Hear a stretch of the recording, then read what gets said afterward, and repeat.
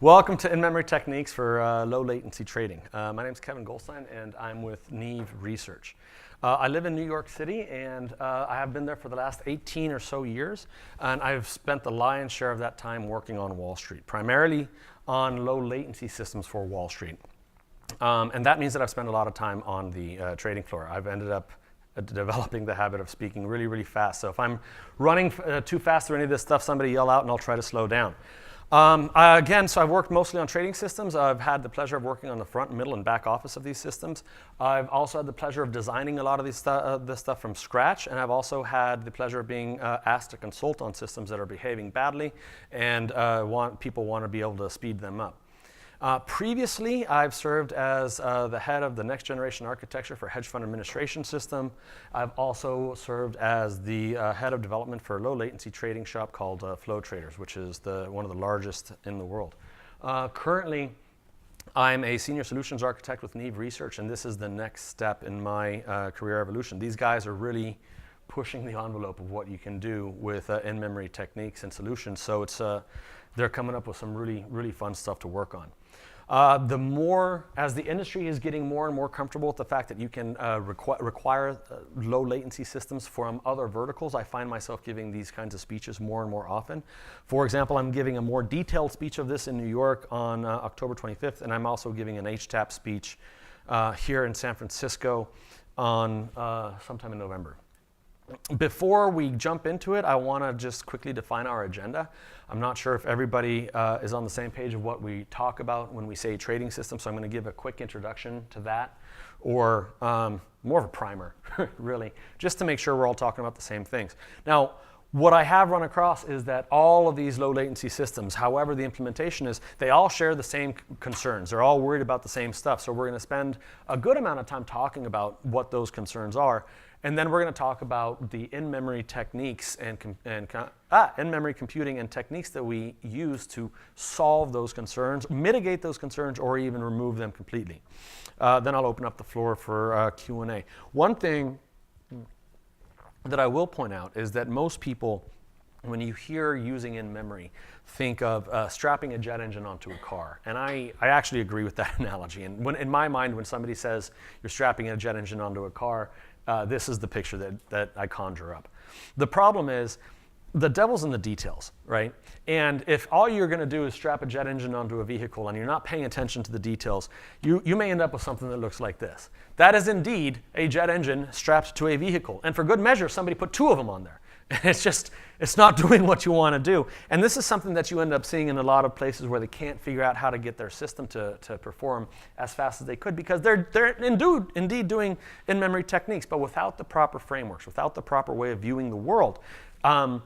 You just have no chance of reaping those benefits. So some of that information is going to bleed into this talk. It's not just the techniques. It's some of the ideology, some of the frameworks that are required in order to get this thing to behave the way that you want. Great, so let's just jump into the pool with both feet. And so let's define what a trading system is, right? A trading system at its core, at its kernel, is basically just a system that's taking outside impetus, right? That some people like to call that market data. They're passing that to an algo engine. That algo engine is processing that market data, and then they're passing it to an order router. That order router, in turn, is then sending that to a market for execution or for posting or whatever it is you're going to do. Now, this actually looks really similar to a lot of the systems that exist for the rest of the world. And again, that's why I'm saying the techniques and approaches that Wall Street has developed over the last 20 years are really bleeding into different verticals and different industries. Now, anybody familiar with a trading system is going to look at this and say this is woefully underrepresented. Trading systems are incredibly complicated beasts and include hedgers and regulatory reporting and position management and pre-trade risk and config engines and all this other stuff, and they are absolutely right. In fact, a trading system is a complex ecosystem of components all working in concert toward a singular goal. And if that sounds like the definition of an organic system or a biological system, that's absolutely right. They behave exactly like organic systems. They behave exactly like biological systems, right? So much so that they suffer evolution and they suffer mutation. Pieces of software that started out doing one thing on your particular system end up doing something that's completely different. right? So you have to be able to worry about, to deal with that. But at its heart, if you're able to see through the noise, if you're able to see through all of these things, at its heart, a trading system does this. It receives outside impetus, it figures out what you want to do with that outside impetus, and then it sends orders to the markets and it represents it in the real world, right? All pieces of trading systems share, all pieces of trading systems share one behavior. And it's that they're receiving messages and they're processing that message and then they send that message out.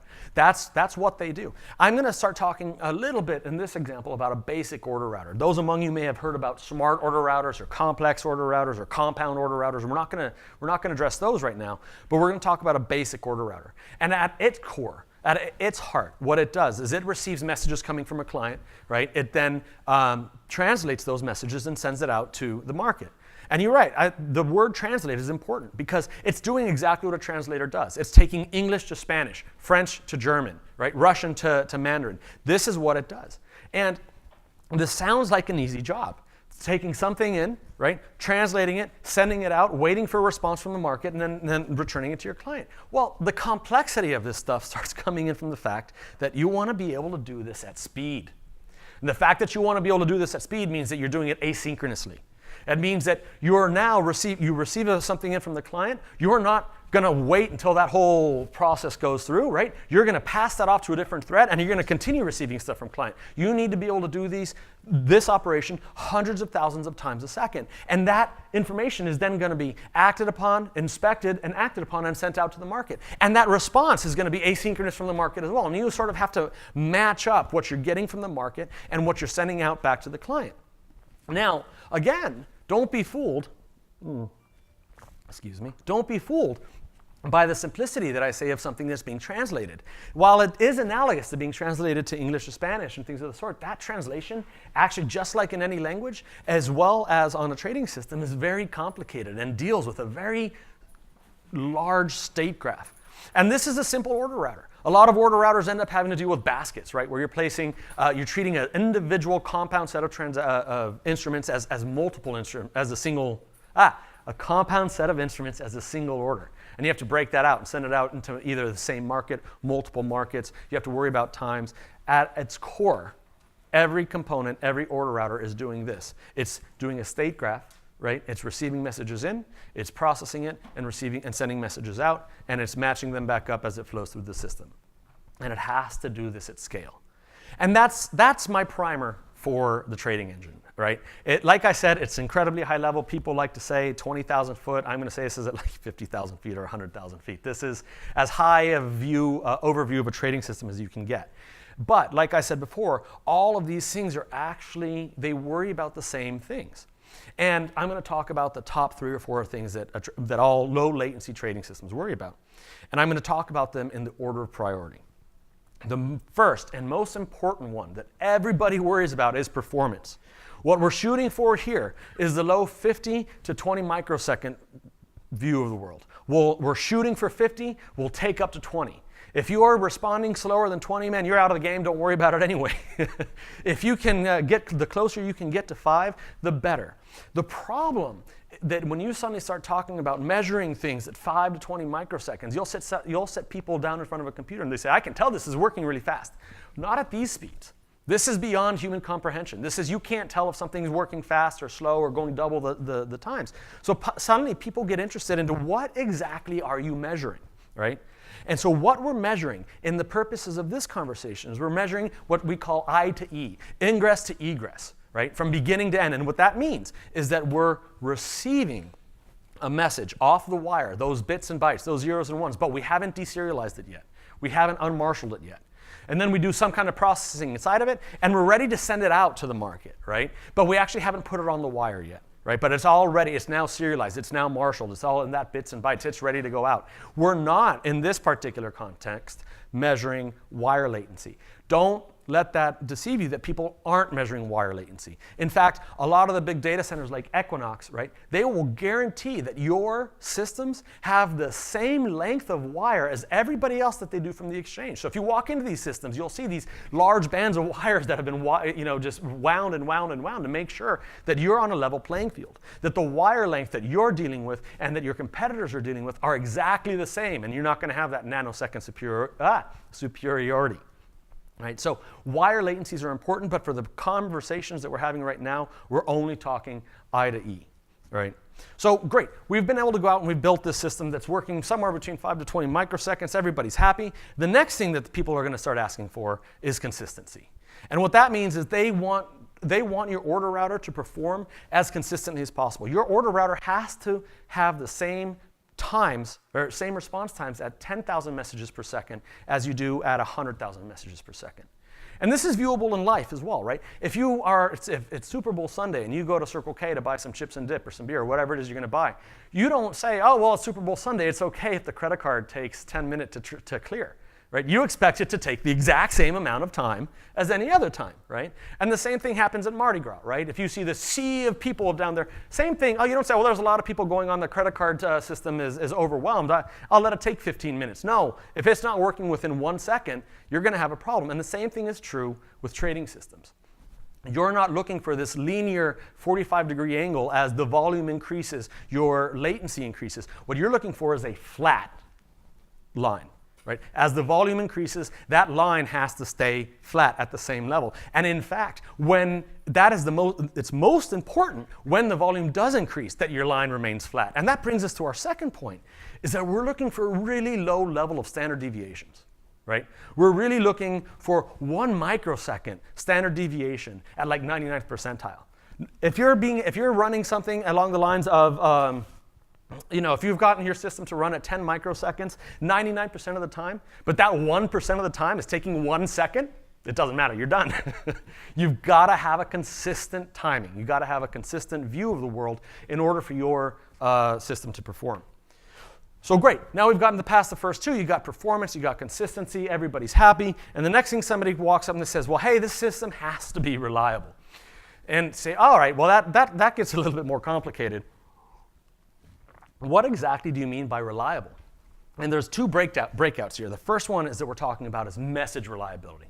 You didn't lose an order. You didn't lose an execution. You didn't lose a confirmation. And there's a lot of reasons that you can lose orders, right? You can be migrating configuration over from one system to another. You could have suffered a catastrophic event where you have a crash of one system, right? Your NICs could be dropping pieces of information because they're starting to fail. You have to have an approach that you can deal with this, where you're not going to be losing messages, right? And this is intimately related with the next one, where you have to be able to survive process and even machine failure. One of the largest reasons that you start losing messages is because you suffered process failure, right? Excuse me. You've taken off 500 messages from the wire, you haven't started processing yet, and then your machine dies. Well, guess what? You lost those messages, unless you have some kind of approach to it, right? And that's something that you need to think about beforehand. And then lastly, the last thing that people care about, and it's the least important of all, but it's a pretty good one, is we care about complexity. Like I said, these systems are almost biological in nature. Another more technical term of them is they're distributed parallel concurrent processing systems taken to the extreme, right? They are the definition of microservices. And what that means is they grow in complexity just incredibly fast. And so the more simple that you're able to deal with this, the more simply you're able to design these systems, the easier it's going to be for somebody to join into the particular system. It's going to be able to diagnose the system. It's going to be able to add to that architecture and make your particular system better. So let's look at where we are today. This is one of the systems. Is this showing in the front? This is probably something that most of you are very familiar with seeing. And this was actually really good for the first generation of in-memory computing techniques, right?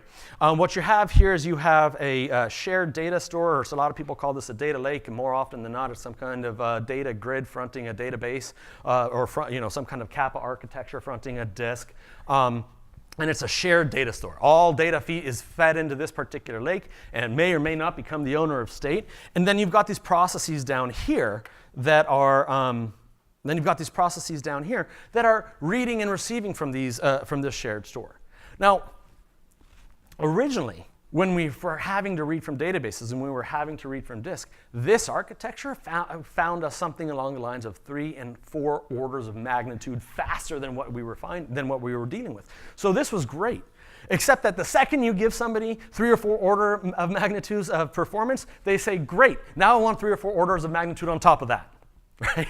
Now I want something faster and more reliable and better. And guess what? That particular architecture doesn't work for this. Right? Shared data suddenly means contention, data that's under contention. I've got to figure out if you can write to it and you can read from it, or you can read and write and, well, he can only read. Like that distributed lock, that shared contention is problematic, and it actually will take you out of the game almost immediately. The other problem that we end up talking about is that these processes, like I said, I'm not sure if you can see the mouse, so I'll try to use the pointer. Right? These processes here get incredibly complicated, right? They evolve into this ecosystem, and in many instances, they mutate into this ecosystem. They're not doing the things that they're originally supposed to do, and suddenly, so there's a lot of places that are doing Monte Carlo simulations and Fourier transformations, right? Figuring out pricing engines, figuring out different channels, doing like some really complicated logic, some P&L logic, right? And suddenly, you're baking all of these relationships into the code. You're actually baking all of this complexity into the code, which makes it hard to understand for anybody coming in, and even harder for somebody to write. Not only do you have to know the business logic now, but you actually have to be somebody who's really good in the field of computer science for distributed processing, parallel processing, right? That becomes hard to do.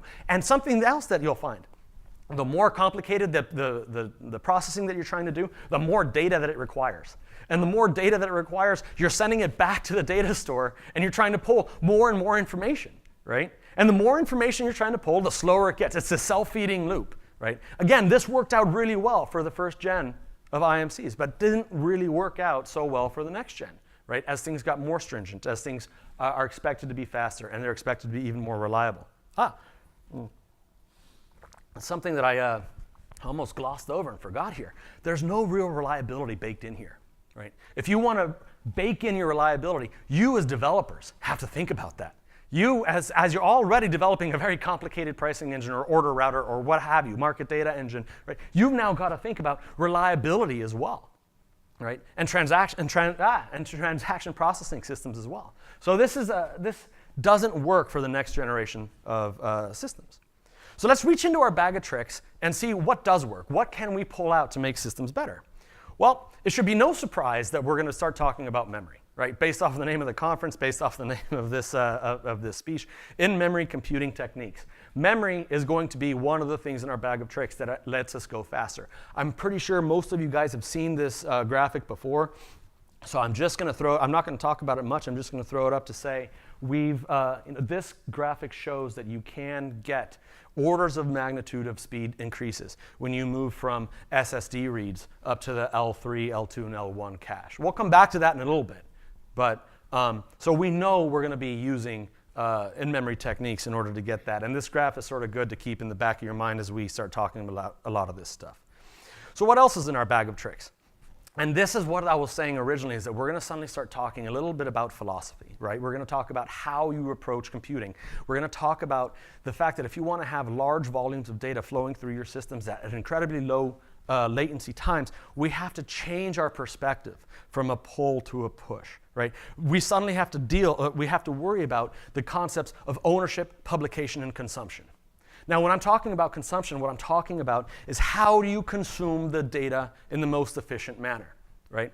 Let's go through an example there. Somebody says, hey, Kevin, can you buy me a Pepsi? And I say, sure, and I'm going to pull out my iPhone, I'm going to log into my bank, and I'm going to say, I got $50 in my bank, I'm going to buy you a Pepsi. Great. The next somebody else comes up and says, hey, Kevin, I want you to buy me a Coke. And I say, sure, no problem. I'm going to pull out my iPhone, I'm going to log into my bank, and I'm going to say, hey, I have $48, I'm happy to buy you a Coke. Then somebody walks up and says, hey, Kevin, I want you to buy a Fanta, so on and so forth. You can see where this is going, right? Whereas on the flip side of that coin, if every time somebody made a transaction, right, to my account, somebody just hand me a piece of paper and I can look at it. So I'm walking around and I know what my bank account is every single time. I don't have to ask for it. It's just sitting right there in my hand. So somebody says, hey, I want to buy a Coke. Yeah, sure, no problem, right? That is what we like to refer to as data gravity. The farther away your data is from the processor, the slower it's going to take you to process it, right? You have to go and fetch that piece of data and bring it back here in order to process it. You're now acting in a very, very slow manner. The next thing that we want to talk about is ownership, right? So we're going to transfer responsibility of somebody saying, I'm going to go look for that data, to now every single piece of data is going to have a clearly defined owner. And this buys us a whole bunch of stuff. Number one, this buys us data governance, right? When you were originally querying a piece of information, somebody just replies to your query and they say, hey, here's the data that you asked for. Is it correct? I don't know. It's not my job to know if it's correct. This is what you asked for.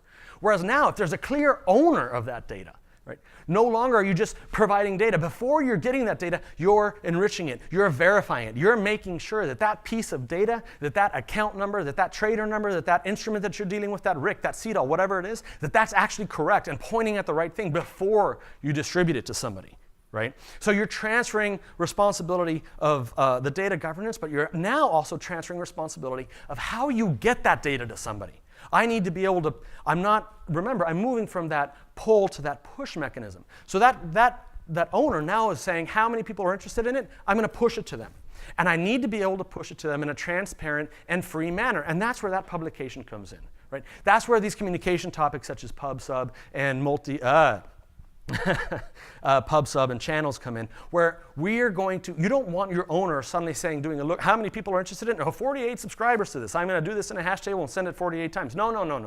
You need to delegate this to your infrastructure, and you want to delegate it for free, right? And that's where proper use of communication channels comes in. So if we go back to this previous slide of this previous look, and we take into account and we fold in this concept, right, of ownership, publication, and consumption, you can see that we still have this data lake up here. That's never going to go away. That actually has a vital role in your organization. Excuse me. A vital role in your organization. However, but you'll also see that we suddenly have this data in motion tract. And the idea here is when you lay data to rest, you slow it down. When there's a piece of data in motion, you want to keep it in motion.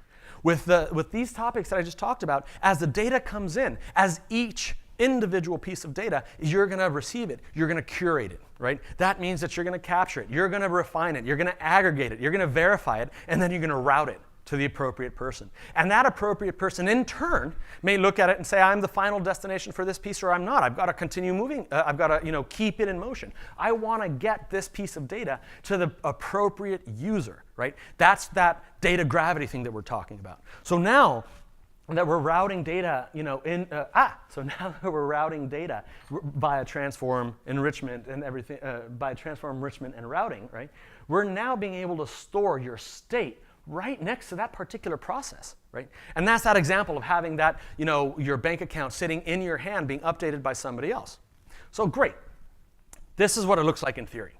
Let's delve in a little bit more and say, how does this translate into the real world? Now remember, we started out with those three things. We said we have a piece of market data, we have an algo engine, and we have an order engine, right? So we're starting out that piece of market data. Using the publication techniques that I just talked about, right? We're going to reduce the noise that every component of my system actually has to deal with, because we're going to break them out into channels, into swim lanes, right? So now my algo, I just freed up 50% of the amount of original work by breaking these algo engines up into two, right? So not only is my algo engine, it's not just dealing with everything, it's only dealing with tickers going A through M, or tickers N through Z. And on top of that, these algo engines are now only going to be publishing useful, already enriched pieces of data, right? What I like to call actionable pieces of data, to that order router. So that order router is no longer receiving market data. That order router is only receiving actionable pieces of data on top of it. And what does this do? This does a couple of things for me. Number one, it reduces my memory footprint, right? And that reduction in memory footprint opens the door to high availability, because my state is now co-located in the same location as my processor, right? Which means I can suddenly start keeping copies of these things. I don't actually have to have some complicated state being kept in a data lake where my processor in some weird funky state here that may or may not have died, right? I'm keeping the same process in the same state in the same location. And the fact that I can now add high availability to this mix allows me to distribute this onto different pieces of hardware. Right? And the fact that I'm not running it on one giant box anymore, the fact that I'm now running it on 3 boxes means I get to buy cheaper boxes with smaller amounts of memory. Now, let's not forget about the fact that I'm working in that push mode.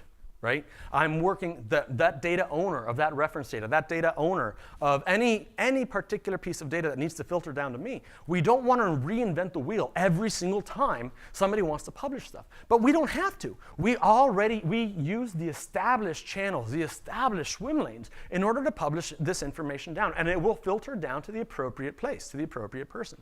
So that you're already holding on to that piece of state when you need to be able to work on it, when you need to be able to use it for processing.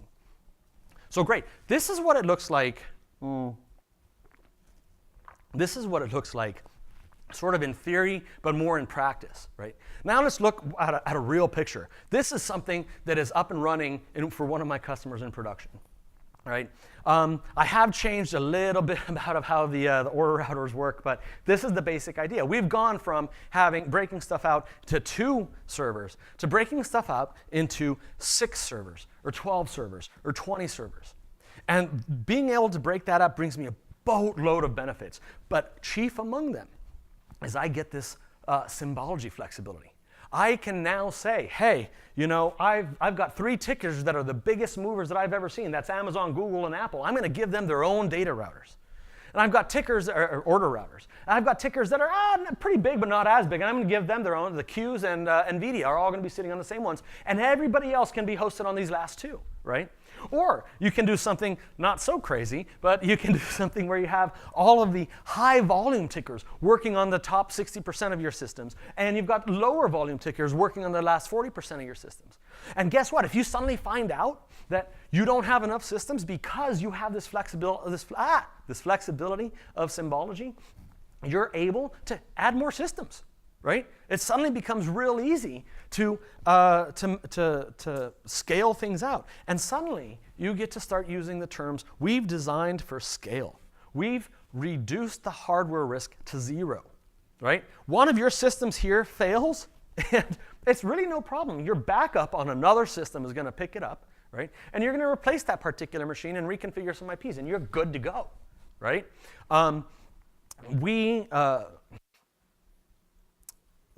Sorry, I lost my train of thought. The flexibility. Oh, right. Something else that I was talking about, the scaling flexibility, right? Up until this point, we've only been talking about scaling things out on business metrics. But that's not the only dimension that we have to worry about. Other metrics that we suddenly want to worry about are not just tickers, or not just the high volume tickers and everything else, but we may want to start looking at pieces of hardware. We may want to say, hey, this particular hardware that's doing, or this particular process that's doing option pricing can run on hardware that only has GPUs enabled, right? Or in this particular system, we can make sure that these order routers, they're small enough to fit on a NUMA node. Remember, I told you I was going to come back to this. So for one of my customers, when they brought me in a while back, they said, hey, we're dealing with order speeds of just under a millisecond, and we don't know why. We want you to make it faster. One of the first things that I did is I spent a week making sure that I could fit their entire order router into a NUMA node. And that speed went from just under a millisecond to just over 400 mics, right? And that's with almost 0 work to it. That's simply by taking advantage of the hardware that's available to me, simply by taking advantage of those in-memory techniques, right? Right. On those lines of the in-memory techniques, back to one of the hardest things to get rid of that I want to talk about is that reliability. A lot of these systems, or most of these systems, are written out in Java, and that means we've got garbage collections, right? We've got this ugly bandsaw graph coming up and down. And we also see that garbage collection, that stop the world garbage collection is going to impact your CPU. It's going to stop you from processing messages. It's going to do a boatload of stuff. And a lot of developers, I can't tell you how common it is for me to run across Java developers that say, hey, what are you going to do? It's Java. It generates garbage. It's got garbage collections. Well, it turns out there's a lot that we can do, right?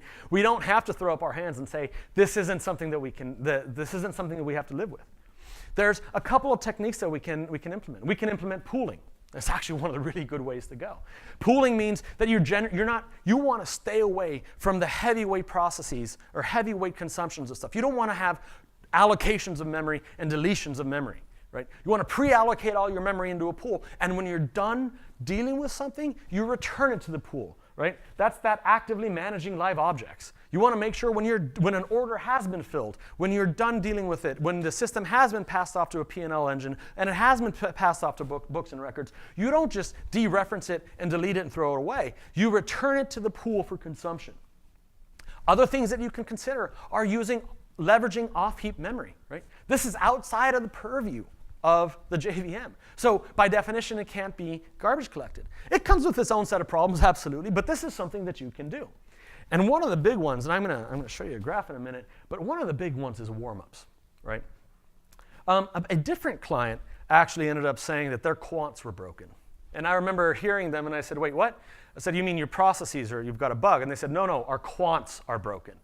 Our models are broken. How's that? Well, it turns out the models work wondrously in the afternoon, and they work miserably in the morning. And we have no idea why, because clearly the math is going to be wrong.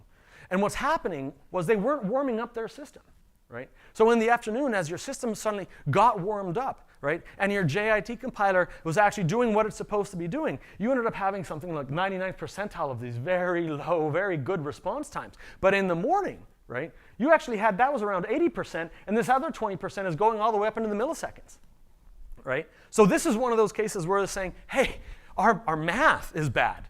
And it's not that your math is bad, it's that you didn't take the necessary steps in order for the computer to do its job, right? You didn't warm it up. That was actually one of the favorite lines I've ever heard. Our quants are broken. We need to send them back to school. I think that pretty much brings us up to the end of this particular speech. Just as a sum up, like I said, a lot of these techniques are really bleeding out into the rest of the industry, right? And because of that, I find myself giving these kinds of talks.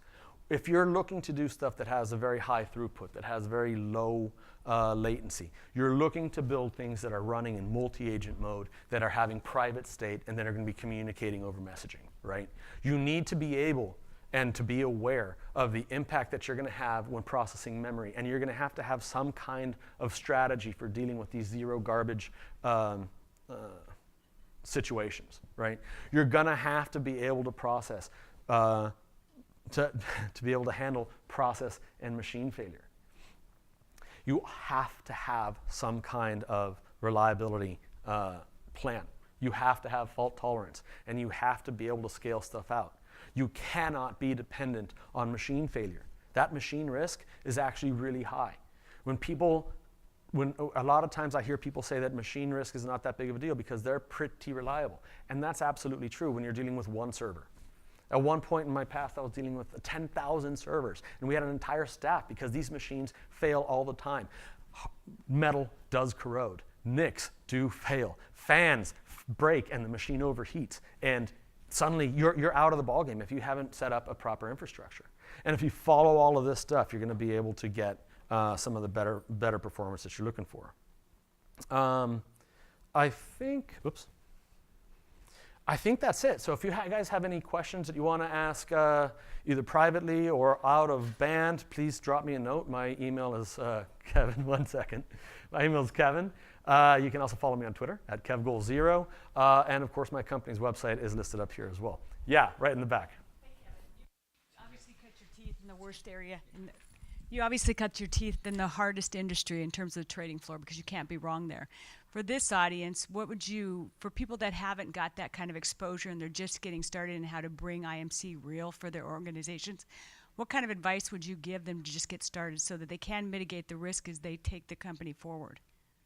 You don't want to spend all your time Googling. You don't want to spend all your time trying to figure this stuff out on the fly. You want to partner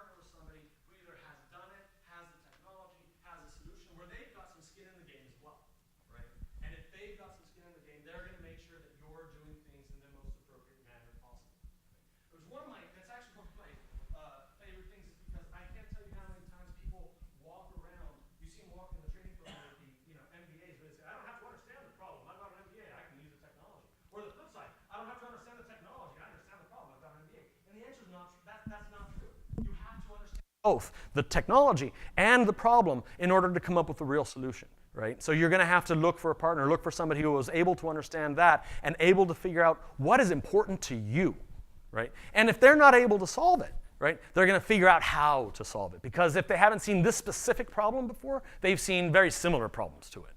That would be my answer to that. Yeah? So you talk about the CPR, consistency, performance, and reliability. Is there any security issues that you have to be concerned about? Security issues. Well, most of these low latency trading systems are usually running on a closed circuit system, so you don't have that much security issue. You do have security issues on gateways. So a really good example of that, there's two massively different kinds of low latency trading systems. There's going to be one trading system that is run by broker dealers, by market makers. This is their own system, and nobody's getting into that system. You cannot hack that. There's no access to it, right? And then there's E-Trade, right, or Ameritrade. And these are people that scale very, very wide instead of very, very narrow. And everybody's got access to it, right? And so you have to have your security on your entrance into that system. And you also have to be realistic about the fact that you're going to be on the forefront of securing that particular system. And you may end up having to take systems offline in the event that you see some suspicious activity, that you have seen some compromises, right? So what you want to do in those situations is you do want to have that Chinese wall of your trading system versus your access to the system, right? You want to make sure that accounts, numbers, phone numbers, social security numbers are completely separate from your reference data systems that we're talking about, tickers, symbols, and connectivity to markets, right? Those are usually the two biggest kinds of flavors of systems that you're going to find. One accessible to the rest of the world where you've got a very big concern and you've got to have that Chinese wall, and one where it's a closed circuit system. The only way you're getting into that is by like walking into Equinix, right, and plugging in a USB or something like that. In which case you're dealing with spies and dude, you're done. They won, and you know, that's not true, but yeah.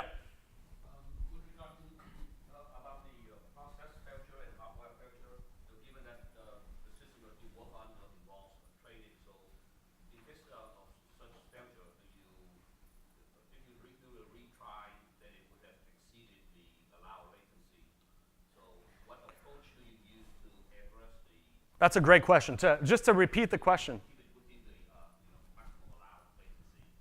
Right. That's a great question. Just to repeat the question, make sure I understood it. How do you deal with that process and machine failover to deal within the latency specified, right? Is that correct? Yes. OK. Well, the answer is when you are failing over, right, you violate those SLAs. There's no way around it. You will violate them no matter what happens. However, you want to reduce that to a minimum. If you're violating that SLAs to the level of a millisecond here or there, and then you recover very, very quickly, right? You're still in the game. You are definitely you're going to have been taken out. Some of your orders are going to be filled or executed, and they may have moved against you. However, if you can recover within a few milliseconds, or even on the longer end of the spectrum within a few seconds, it's not that big of a problem. The big problem is when your recovery mechanism is something along the lines of 3 hours, right? That's not a viable option, right? And by the way, that question that you asked is not an if, it's a when. Right? Something bad is going to happen to your system, and you're going to fail over, and you're going to see these bips, and you're going to be able to handle them, and you have to be able to handle them. The question is mitigating that to the smallest degree, and that has to do with how you set up your high availability. That has to how you set up that recoverability process, right? Rereading, saying, oh, I'm going to have, and I've seen this, right? I'm going to have cron D sitting on my machine that is going to reboot the process, and then it's going to reread from database transaction logs in order to rebuild the data. That's not a viable solution, man. It's too late. At that point, you might as well call up the exchange and cancel all your orders, which actually you should have had cancel and disconnect anyway. But you need to have some kind of solution that's going to be able to recover you milliseconds, or at the worst case seconds. But you will suffer blips. There's no way around it. Yeah. Just continue your discussion. Because when you're talking about in memory, you need to have some ability to persist your data. Yeah. So, and I completely agree that we can go back to the source system to do. So, what's your option? What's your suggestion? How you persist? Because you look on the vendor, they can persist in the file, you can do some other database, you can as many solutions as can be imagined have been presented, right? What actually works? I mean, Right. what- Right, so just to rephrase your question, right, is how do you deal with that high availability? How do you deal with that persistence, right? Because every vendor is going to say, well, we've got a high-speed disk for you, and we've got some kind of other fancy solution that, sounds good on paper, but when you put it to the test, always ends up failing for one reason or another, right? So what's the solution? And the solution is appropriate high availability techniques, right? Being able to treat entire transactions as atomic events. Being able to read that in. And before I send that out, I've persisted this, and when I mean persist, I'm talking about the speed of communication and the speed of memory to my counterpoint, right? And my counterpart is on a separate machine, on a separate system, right? So that when this machine, and this has to happen before I acknowledge things coming out. Right? So that in the event that I do fail, that somebody does shoot that particular process, this process can pick it up seamless as well. Now, there's no, that's the best and fastest way. However, on top of that, you should be writing the transaction logs. You should be writing to, you need to persist your data as many times as possible. But from a recoverability point of view, from a speed, from a recoverability and a high availability, that's your best option. Making sure, and that's hard to do, making sure that you're persisted to your backup counterpoint. And that's hard to do because a lot of people what they end up doing is they use, an analogous to multicast where the order is delivered to both places at the same time. And then you say, oh, well, we're just going to process them both, but one's going to be marked as primary and one's going to be marked as secondary. And you get skew. You can't do that. It's a great idea on paper, but you can't bloody do it, right? So you have to have some other technique that can do that. You're next. Sorry. Yeah. So one thing with the in-memory computing is that you have to have lots of machines, right? You cannot have just one machine having lots of big RAM or something like that. That's why you need, like disk space, you can have huge disk spaces. Right. So does the transfer of data between the networks, doesn't it offset the gains? Well, and this is actually one of my favorite questions too. It depends on what we're talking about, right? It depends on how much processing we're talking about, and it depends on the networks that you're talking about as well. I've found using Mellanox cards and Mellanox cards and, well, you find Arista routers and 29 West or another very low latency messaging system. We're talking about 4 mics for a network hop, right? So if you're doing multiple networks, if you're doing 12 network hops on your way to get there because you're going to pre-trade risk, you're going to position management, you're going to everything else, okay, that's probably not good. You shouldn't be doing this stuff in serial. And that's where you suddenly get into this is working as an ecosystem, right? That's where you suddenly get into this whole thing where one message is actually feeding multiple different systems. And then these things are all coming together at the end in order to feed something, right? That's where you get that force multiplier of systems. But that is architectural complexity that you add in.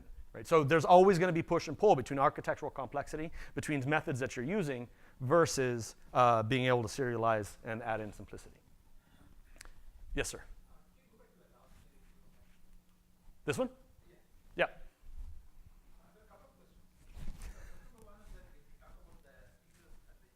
Yeah.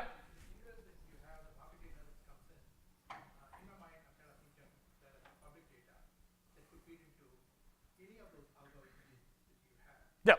You might have a private data for the algorithm, just so that it would keep some of the stateful information in the private cloud.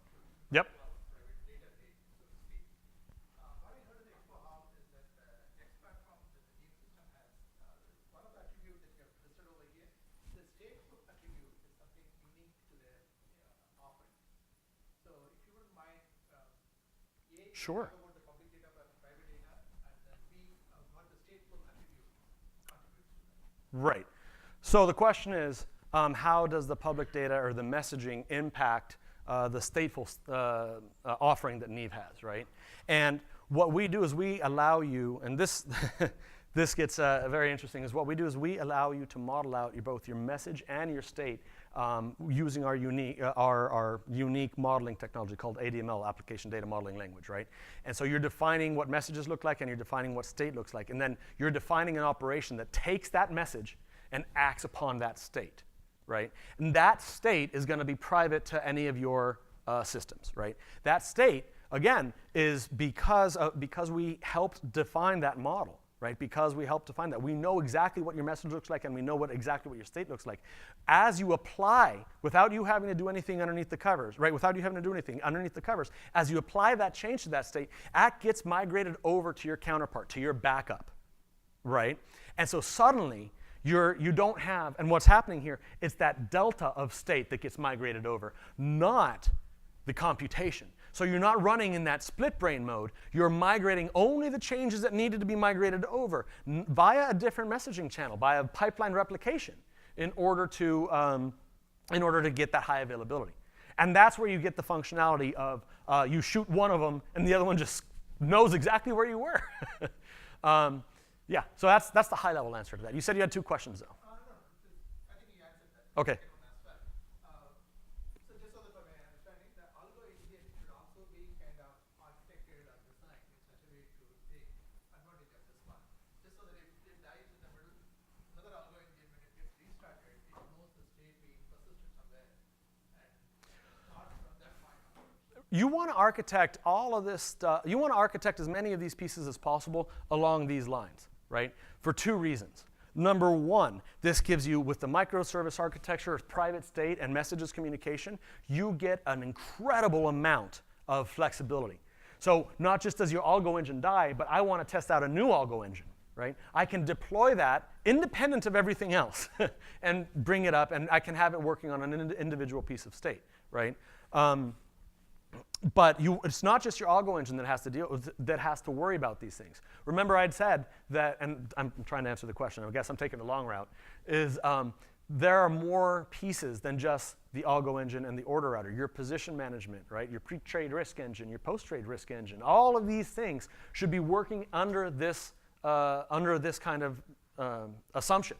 Right? Losing a P&L engine, even a post-trade P&L engine, can be just as disastrous as losing an algo engine, because then you can't keep track of what you did. You know, other people are keeping track of what you did, but not you. That's a problem, right? So your entire trading engine, as much as possible, should be designed along these lines. Yes, sir. You talked earlier about the Push versus pull. versus pull approaches. With the push approach, how do you make it scalable as the number of consumers?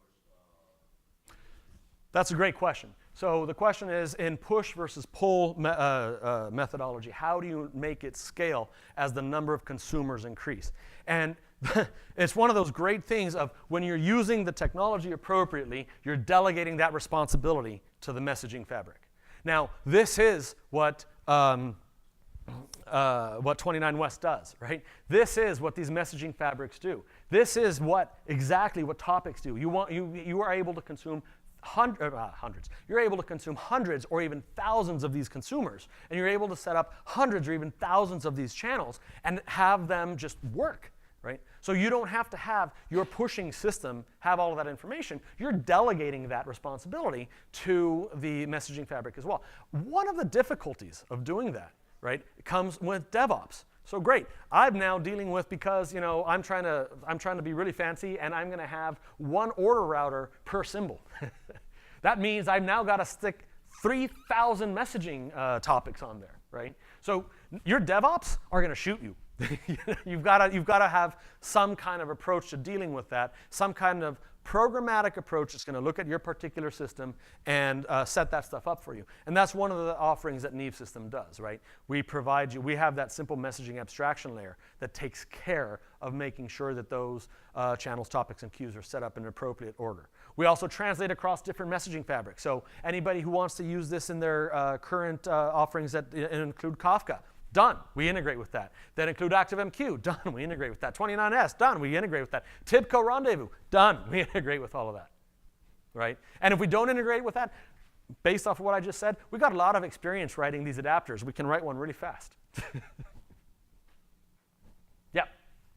Question on high availability. So I think you mentioned you had active active set up where you replicate in that before you set anything out, right? So how does that add to your latency? Very little.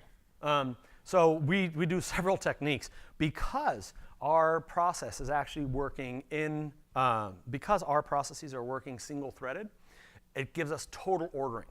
And that total ordering becomes important when you're saying, I'm going to be passing stuff off to an individual, to another active, to my backup, right? And it's dangerous to say active-active. I just don't have the lingo for active primary backup that's not active. When you pass that message off, you can park that message and process the previous one. Because everything that's been done to the state is single-ordered, total ordering. You're able to pass that off very effectively and very efficiently. And then we've also got batching watermarking on the way back. If you're able to receive multiple messages coming back, we're able to acknowledge 100 of them or 200 of them or one of them. Right? So it's a minimal, it is absolutely going to affect your systems. Right? There's never going to be anything faster than naked systems, naked ordering, naked algos, naked everything else. But you do have minimal impact in order to get that high availability. We're good. I think that's we hit the time limit. Thank you all for your time and great questions.